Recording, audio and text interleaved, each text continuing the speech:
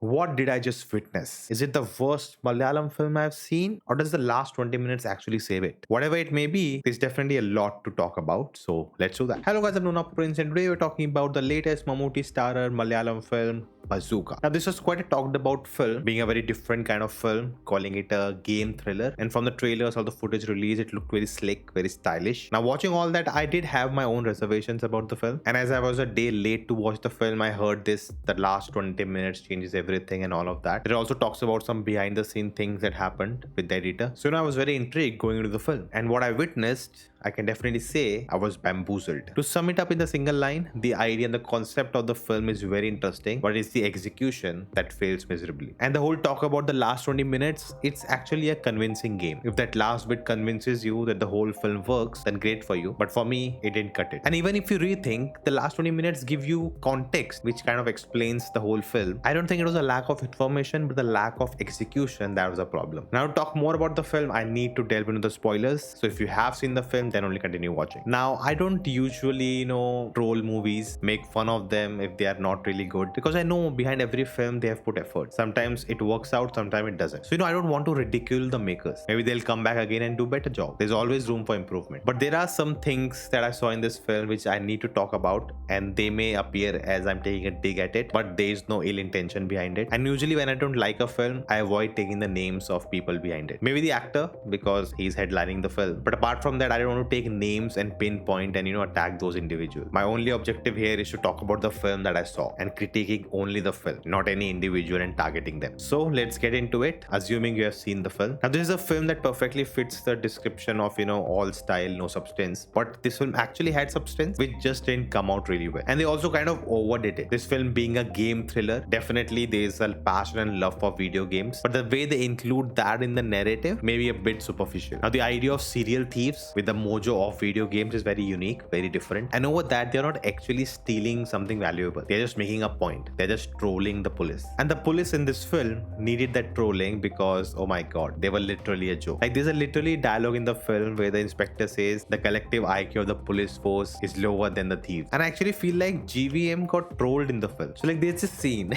which I still feel I was literally laughing at moments in the film. But there's this scene where I don't think it's anything to do with GVM. They shot that sequence before where GVM has to act to something which is not there, and he's like, that's our culprit. That's the guy. And later in post, the footage that he's referring to, there's literally a guy masked and he's going and removing the trophy or stealing whatever. And to that footage, he's like, oh, that's our guy. Oh yes, we caught him. Excuse me. Dora the Explorer. Of course, that's the guy. He's taking out the trophy in front of him. Now there's one more scene that the whole police team is in the car and the driver of the car is actually thinking of something, that he got a message and an email, I think, and he didn't think much about it, and that's the kind of a clue for the case. And then suddenly his attention diverts and suddenly the car goes sideways. They are back to normal and everyone's like, okay, what's wrong with you? Are you okay? Take the car to the side. And they're like, what? You need a break. Like what? Okay, someone says you need a break. You are too much stressed out. What would be the next thing that would happen? You cannot expect what happens next, right? They literally take a U-turn. In the next scene, they are at a hill station. Now they are set in Kochi. Now I don't know how far a hill station is from Kochi. I'm assuming it must be at least 2 hours, 3 hours drive. Even if it's less than that. To take a break, they literally went to like a hill station. It I think looked like Munara, Coorg, I don't know what. But it looked like a hill station and they are having tea there. And within 5 minutes, they understand the clue and they're like, okay, we have to get back. And they just leave. You could have had a tea just at a small shop. They literally went to a hill station to take a break.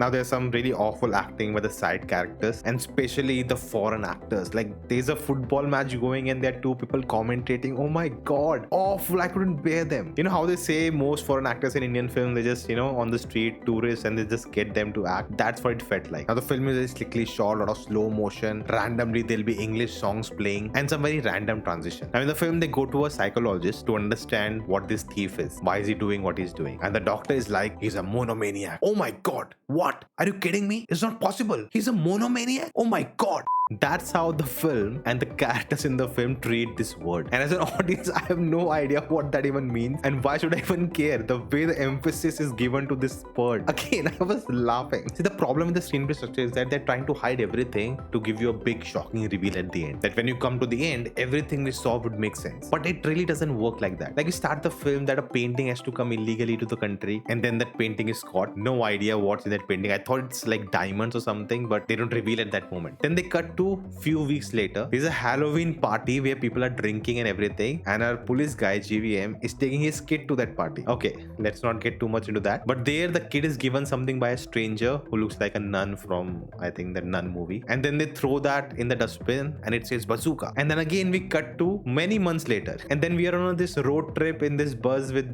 these characters and it just feels so random. And we are having scene after scene about random things there, which by this time is not making any sense to whatever we saw in the start. And some of those scenes were really cringeworthy. First of all, a guy is playing a video game so loud, he literally has a headphone next to him, which is actually lit, but he is not using it. No one is telling him to lower the music or wear the headphones. Then enters Mammootty, and even he doesn't do that. They just do everything to make him stop that, then to tell him to stop it. And then this guy, who clearly has no compassion, no empathy for others around him, out of nowhere is ready to help a stranger who he just met 2 minutes ago and is ready to give him 30,000 rupees. Like, what's the point of these sequences? And Mammootty's character gives that laptop, which later we find out why. But then that guy is checking out his laptop. There's literally a folder saying confidential documents on the desktop, and it's not even password protected.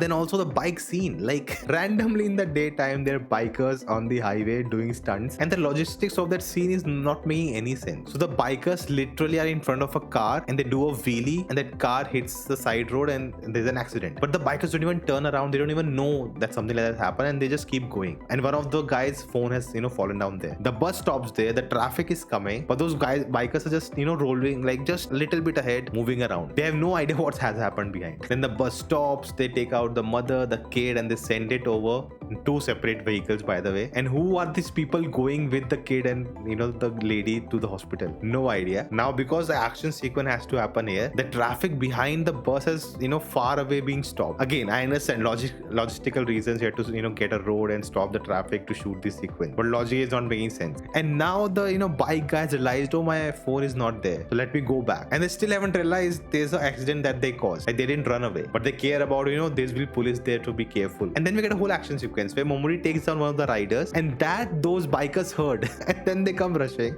and then we get a whole action. Like, again, maybe it's a setup by Mammootty himself, who's the villain at the end, to show how great guy he is. Like, yeah, it actually doesn't make much sense. I can totally understand why Mammootty did this film. He wanted to have a blast playing the villain, which the reveal happens at the end, and he literally goes over the top crazy. And he was enjoying his time, and you also enjoy what he's doing. Like, he's an actor at that level where even if he does something totally out of the blue and totally, random and totally over the top, it still works. He can make it work. Like, I would have liked the film more if we saw more of that than just like a small tag at the end. And this film has a different view of gamers. Gamers are not sitting on a small PC and just playing games in a dark room. No.